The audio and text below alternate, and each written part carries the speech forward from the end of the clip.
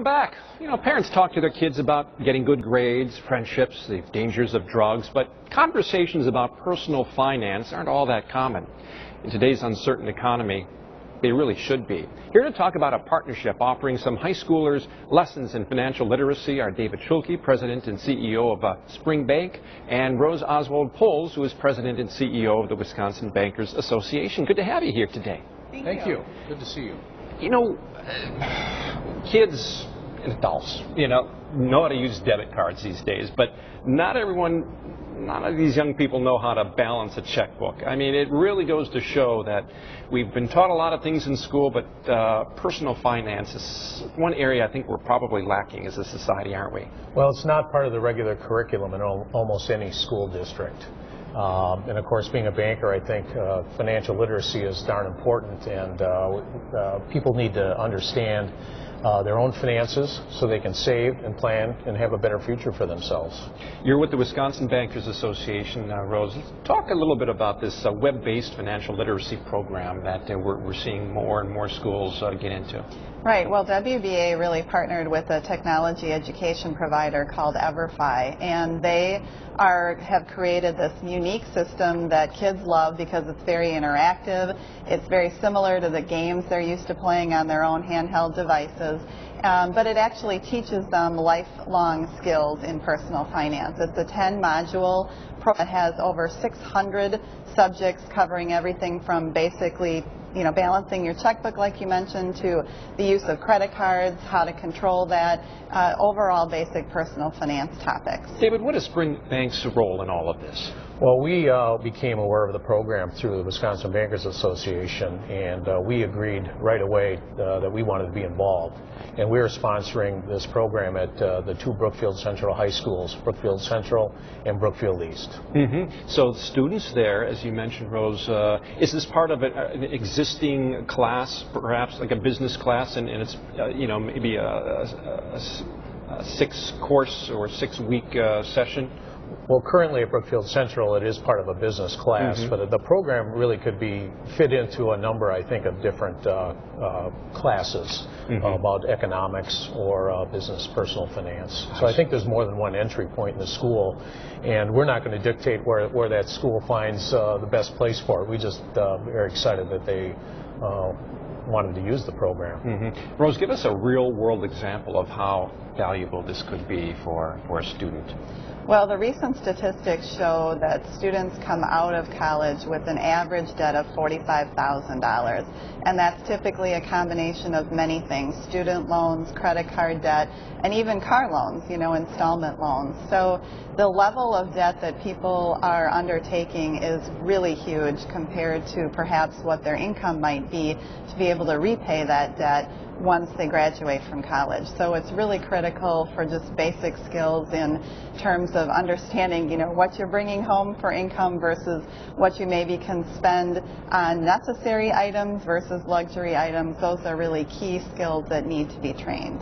While there are schools around the country that have been using this program, David, Brookfield Central, Brook East, two of the only ones in our area that have the first ones in our area, but I think there's going to be a number following very shortly. What's been the response so far? Have they actually begun the process, or they have begun the program at Brookfield Central, and we're getting nice comments, good feedback from one of the instructors, Dan Wandry from Brookfield Central, and he is a strong proponent of the program. And of course, I think he'd like to see financial education be, part of a graduation requirement. That's not part of, again, a requirement in almost any school district. But it may not have been. While we talked about this program and we look at it and think, boy, it would have been nice when we were in high school. It wasn't needed as much as it is now, just based on so much that has changed since then. Well, we've certainly gone through a credit crisis in this country, so understanding,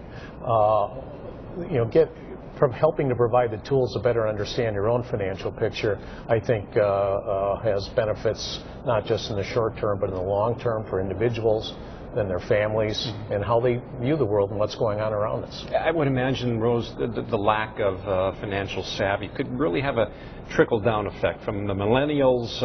Certainly, if they come, they start graduating, going to college, getting jobs. If they don't have that foundation, it can affect the larger society. Oh, very much so, right, exactly. I mean, our whole economy certainly is very consumer-driven and consumer-based, and we want consumers to spend money in order to keep the economy going and businesses and restaurants open, but you need to do that within your means, and that has been, as David said earlier, a bit lost over the last 5 years when, leading into this recession, we really saw consumers spending beyond their means. This type of education at the student level, at the high school level, is really necessary to help them with lifelong skills once they're an adult and on their own. Very good. We will wrap up our conversation on financial literacy here in some local high schools when Eye to Eye returns in a moment.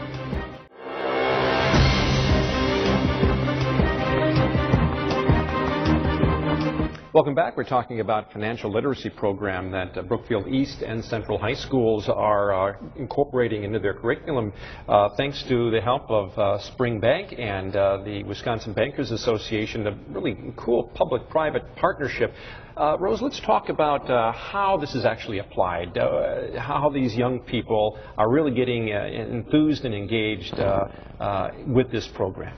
Right. Well, the technology is really cool from a young person's perspective. It is exactly what they see every day, and it uses avatars where you are put into a place like the New York Stock Exchange to actually do some trades and business. You're put into a used car dealership to do some sales and buying and better understand that experience. So it puts you into real life situations visually, and you're able to play around with that to better understand the specific finance topic being taught. So it's very neat. Have you had some hands-on experience with this, David? I've practiced on a few of the modules and have seen it, and it certainly is using all of today's technology, and I can see how it gets the attention of students, and it's hopefully that much more interesting then to get engaged with it. Yeah, and it's so important for young people to learn these skills because really you think about the housing crisis, the low savings rate, poor retirement planning, that can all be traced back to society's, Americans' lack of knowledge with finances. Right. The use of credit is wonderful, but the overuse of credit can get you in trouble. Mm-hmm. And that's certainly what the country, portions of the country have experienced over the last decade. So we're trying to give the students the tools so they can make good decisions for themselves and understand when they're using credit, what the implications are and what the true cost is. We talk about the tools, Rose, and the tools can cost money, but here we have a situation where the private sector is stepping in to help the public sector. Right, and last year the Wisconsin Bankers Association, when we looked at this program, thought it was really important for our industry to do this and get behind it. So we actually have about 38 schools now across the state just in the last 9 months that have signed on to either incorporate it now or soon into their curriculum. We expect that number to easily double in the next year. Many banks around the state are getting behind this, just as Spring Bank has started to here in Brookfield. Mm-hmm. Obviously, MPS has its challenges. Is MPS thinking about getting involved in this, or have you approached the largest school district in the state to see if there's some interest there? Yeah, there is. I understand there is something being discussed right now and worked on where some banks might take on all of the MPS high schools. So more to come on that, but I expect that something will happen for them as well very soon. Rose Oswald-Poles and David Schulke, thanks for joining us this morning.